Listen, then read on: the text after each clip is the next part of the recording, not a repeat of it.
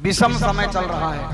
हाँ, कोरोना की महामारी के बीच हम लोग कथा सुन रहे हैं, तो हमें कुछ ना हो इसलिए हमारी आदरणीय माता जी महापौर जी आज हमारे अमित भैया के द्वारा, डॉक्टर अमित पांडे जी के द्वारा इसकी दवाई निःशुल्क सबको दी जानी है। तो आप लोग दवा लेके जाइएगा।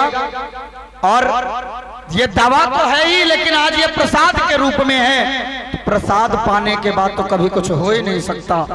तो आज प्रसाद बटेगा यहाँ से, तो आप सब लोग लेंगे।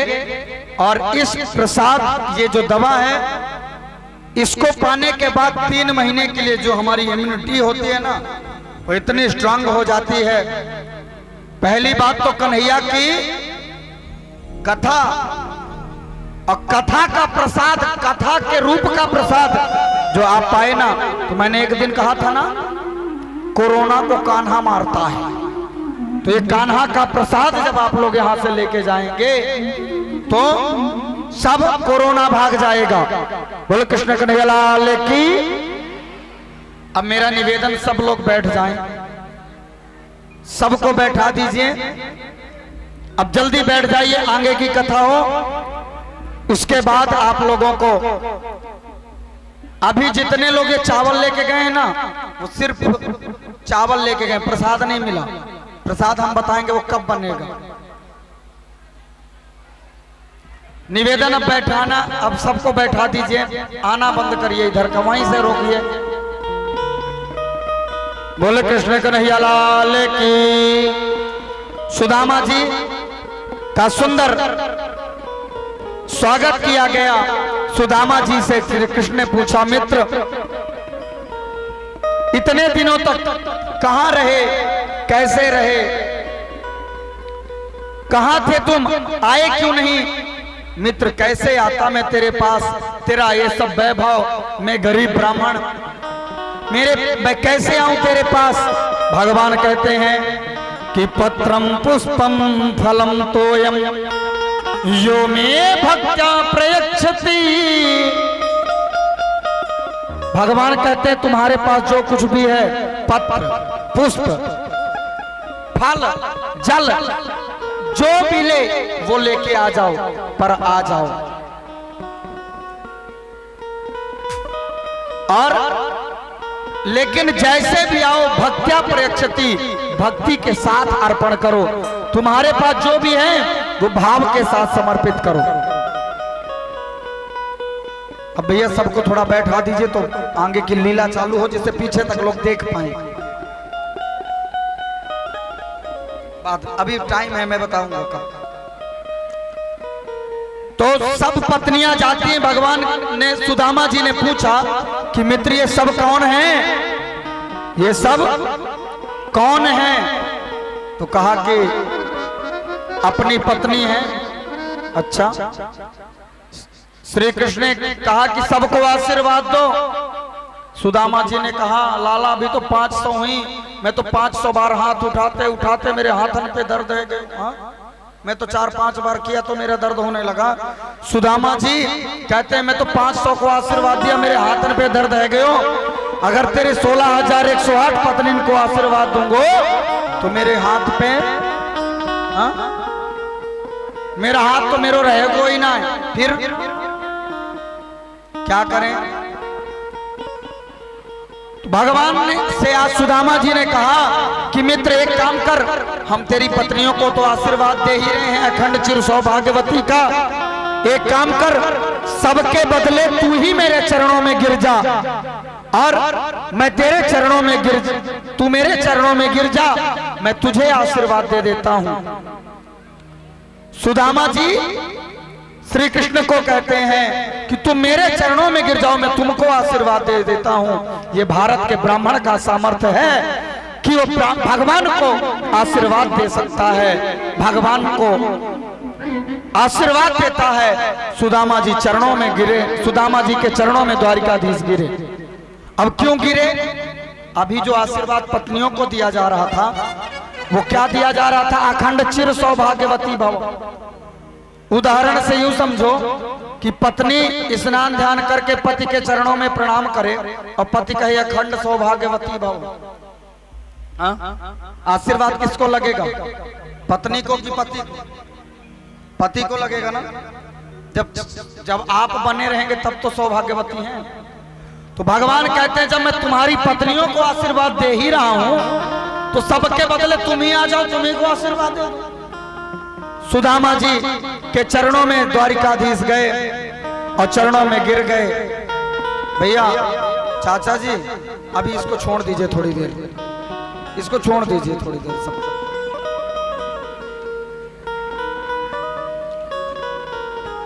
अब आप लोग थोड़ा दूर हो जाइए।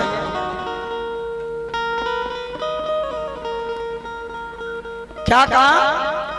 आज भगवान प्रणाम किए और सुदामा जी ने आशीर्वाद दिया। ये धन्य है भारत देश और धन्य है भगवान जो ब्राह्मण को झुकते हैं। ब्राह्मण सर्वदा पूजनीय हैं। आज भगवान चरणों में प्रणाम किए, भगवान को आशीर्वाद दिया। सुदामा जी ने आयुष्मान भव का आशीर्वाद दिया और आशीर्वाद देने के बाद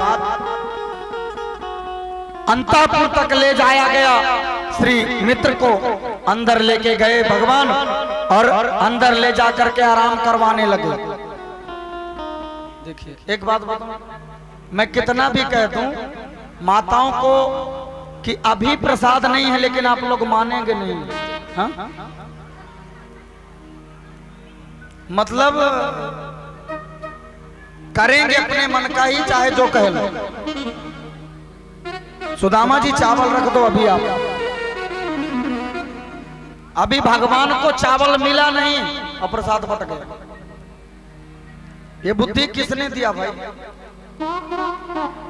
बुद्धि उतना ही चलाइए जितना कथा कहे, अपने से बुद्धि नहीं चलाइए।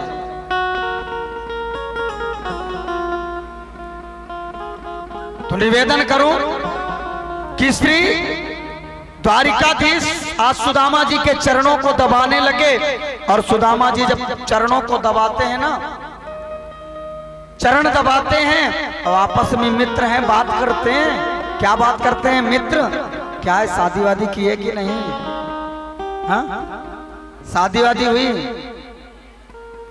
सुदामा जी शर्माते हुए, अरे मित्र क्या बताएं। नहीं नहीं, तुम कहते थे ना हम शादी वादी ना करेंगे, किए कि नहीं? करना तो नहीं था लेकिन करना पड़ा। हाँ हो गई है। तुम्हारी भाभी का नाम सुशीला है। अच्छा, मित्र बुलाए नहीं हमको शादी में, अपने हमें अपनी शादी में बुलाए नहीं। बोले कन्हैया मैंने तो एक शादी कियो, मैंने तो को ना बुलायो, और तैने तो 16,108 कियो, तैने तो कब बुलायो मोको? तुमने तो 16,108 किया, तुमने कब बुलाया? भगवान ने कहा क्या बताएं, शादी तो हमारी 16,108, वहीं पर कार्ड छपवाने का नंबर ही नहीं मिलता था। जिधर जाते थे उधर शादी हो जाती थी। अच्छा, तुम्हारी भाभी सुशीला नाम है? अच्छा सुशीला। अच्छा भाभी ने क्या भेजा है मेरे लिए?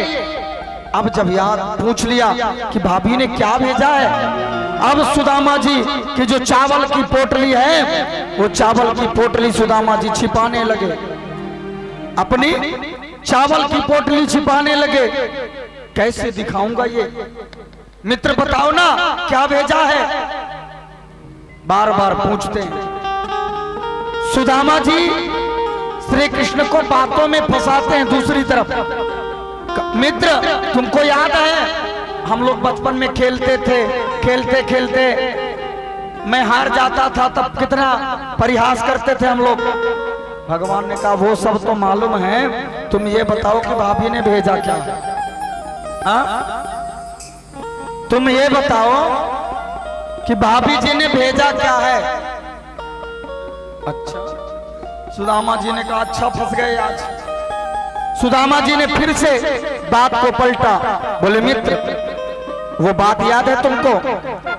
कच्चित गुरुकुले वासम ब्रह्मण स्मरामि नौ यतः दुजो विज्ञाय विज्ञेयम तमसः परमाश्रुतः। कहते तुमको वो बात याद है गुरुकुल में जब हम लोग पढ़ाई करते थे और एक बार लकड़ी लेने गए थे, जब लकड़ी लेने गए थे तो पानी बरस रहा था, तब मैं तुम्हारे हिस्से के चने खा लिया था। भगवान ने कहा वो सब याद है, तुम ये बताओ कि भाभी ने भेजा क्या है। सुदामा जी ने सोचा कि पीछे पड़ गए, पहले गोपियों के पीछे पड़ा रहा, आज मेरे पीछे पड़ रहा। क्या लाया क्या लाया। सुदामा जी बार बार पोटली को छिपाते हैं और जब छिपाते हैं सुदामा जी, आखिर दोनों मित्रों में अनायास खेलते खेलते क्या लिए हो, दिखाओ ना दिखाओ ना। और ऐसे करते करते भगवान ने सुदामा जी के हाथ से पोटली को खींच लिया और जब उस पोटली को खींचा, बोल द्वारिकाधीश की, पोटली को खींच लिया और जब पोटली को खींचा, पोटली को श्री द्वारिकाधीश ने खोला। इतनी अनुपम भेंट, भाभी ने इतनी अनुपम भेंट भेजी है।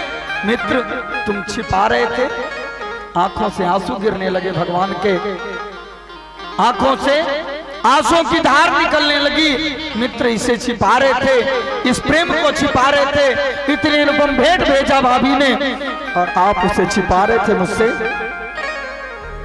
आज उसके आने से रोया, उसके जाने से रोया, हो के गद गद चावल के दाने दाने पे रोया। आंसू थे भरपाई बस हर जाने के लिए, कन्हैया उतना रोया रोया है सुदामा के लिए। इतनी अनुपम भेंट मेरी भाभी ने भेजा।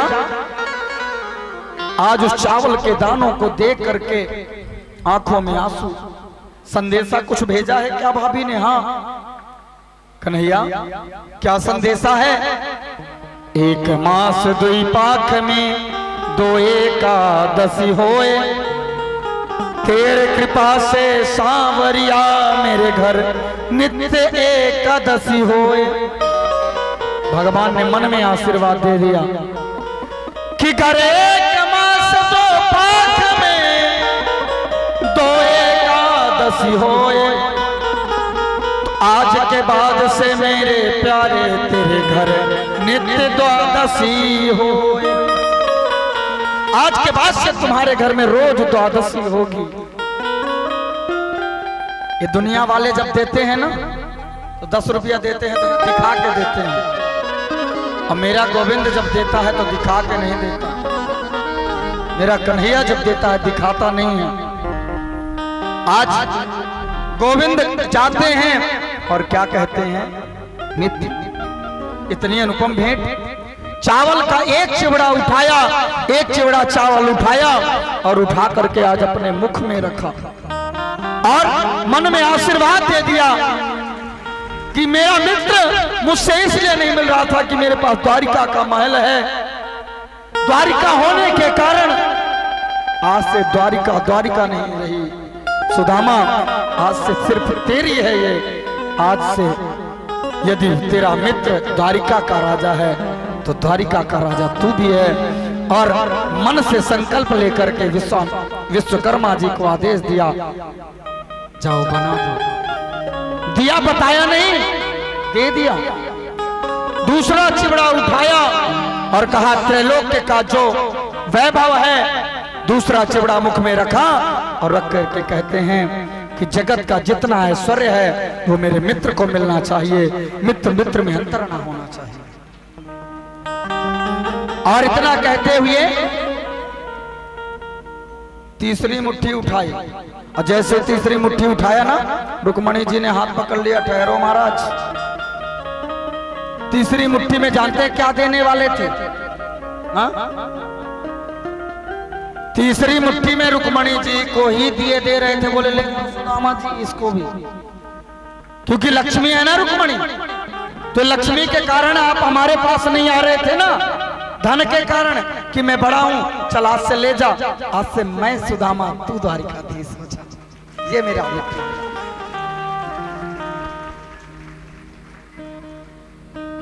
रुक्मणी जी ने कहा प्रभु ठहरिए, मैंने दानी तो बहुत देखा पर अपनी ही पत्नी को दाने में दे रहा, कैसा ये दानी मेरा पिया है।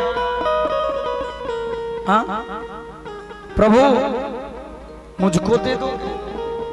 रुक्मणी जी समझ गई कि जब देने पे आते हैं ना तो क्या दे डालें कोई जानता ही नहीं है। रुक्मणी जी हाथ पकड़ ली, ठहरिए प्रभु हमको मत दे दीजिए, थोड़ा प्रसाद दीजिए हमको भी। रुक्मणी जी ने वो चावल की पोटली ले लिया और लेकर के सबको बाद में बांटा गया। तो जब भगवान ने प्रसाद ग्रहण कर लिया, मुख में रख लिया, तब वो प्रसाद बना। पहले आप लोग चाहे जितना ले लिए वो चावल ले लिए। हाँ अभी नहीं, अब उसको प्रसाद पहले बन जाने दीजिए, उसके बाद मिलेगा। अभी बैठिए, कुछ पाने के लिए कुछ खोना पड़ता है। हाँ? इतने व्यस्ततम समय में हमारी माता जी आने के लिए आई, मैं बात किया, मैंने कहा माता जी आना है। पूरा समय, आज नहीं जब भी आपकी कथा में हमेशा आना होता है और पूरा समय कथा में माता जी देती हैं। बहुत आपने नेता मंत्री देखे होंगे, कुर्सी के नेता होते हैं, लेकिन हमारी माता जी जमीन की नेता हैं। कहती जमीन में बैठ करके कथा सुनना चाहिए, भगवान के सामने, कुर्सी में नहीं। तो निवेदन, कुछ पाना है तो कुछ खोना पड़ेगा। यदि आप अपने से मांग के लोगे तो फिर नहीं मिलेगा, मांगने से नहीं मिलता। बिन मांगे मोती मिले, मांगे मिले ना भीख। मांगिए मत, अभी सबको मिलेगा, क्रम से मिलेगा। आप सब लोगों को मैं अपने हाथ से दूंगा, लेकिन थोड़ा सा समय लगेगा। कुछ पाना है तो कुछ खोना पड़ेगा, समय देना पड़ेगा। बस बोलो राधे राधे। आज दोनों मित्र मिले और सुदामा जी ने कहा मित्र अब हम चलें, अब हम चलें। सुदामा जी ने कहा आशीर्वाद। सुदामा जी ने कहा हम चलें। श्री कृष्ण ने कहा जरा हमारी पत्नियों को आशीर्वाद दे दो महाराज, फिर जाना। रुक्मणी जी को हम दिए दे रहे थे, इनको आशीर्वाद दे दो। तो महाराज ठीक है।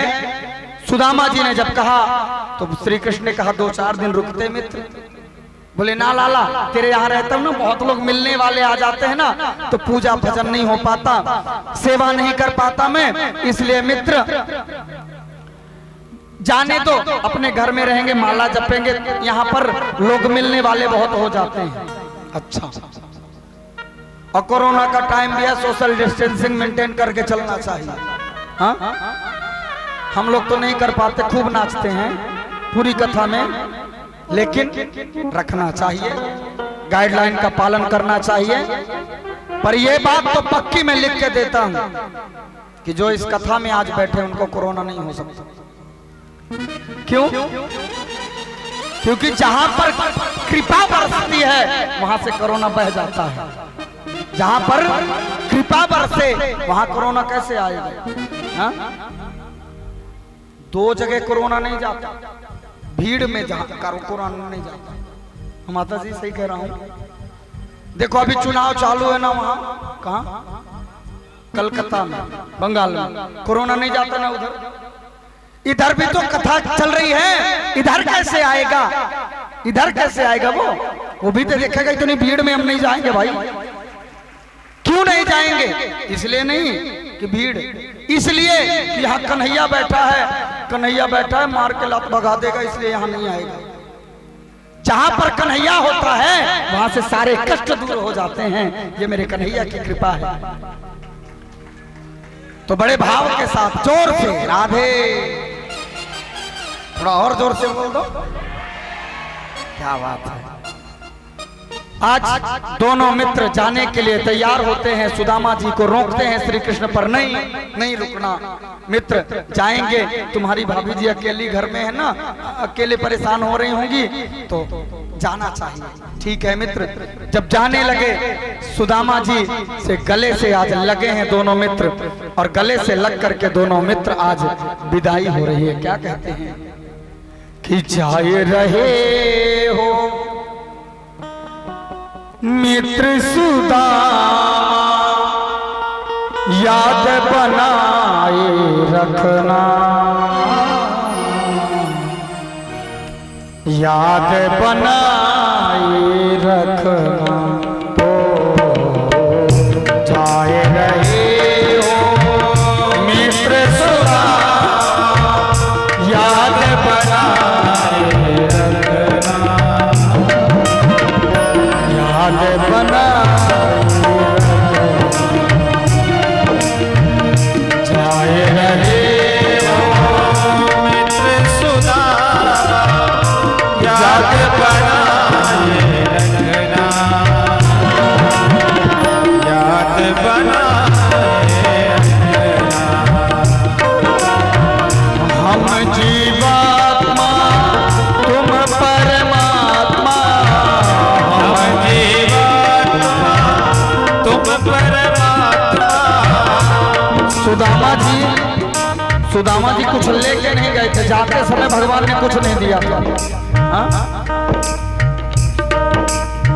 हम जीवात्मा तुम परमात्मा, हम जीवात्मा तुम परमात्मा। प्रभु शरण लगाए रखना, याद बनाए